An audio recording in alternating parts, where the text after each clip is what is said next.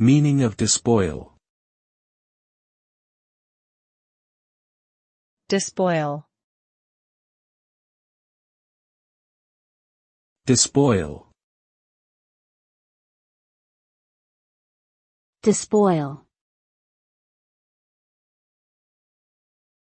Despoil.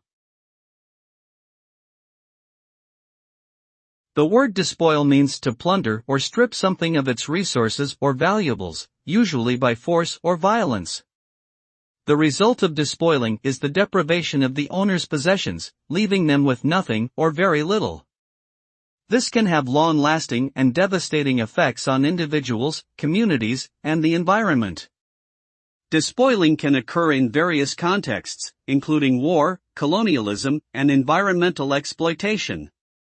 It often leads to extensive damage, loss of cultural heritage, and deep-seated resentment among those who have been despoiled.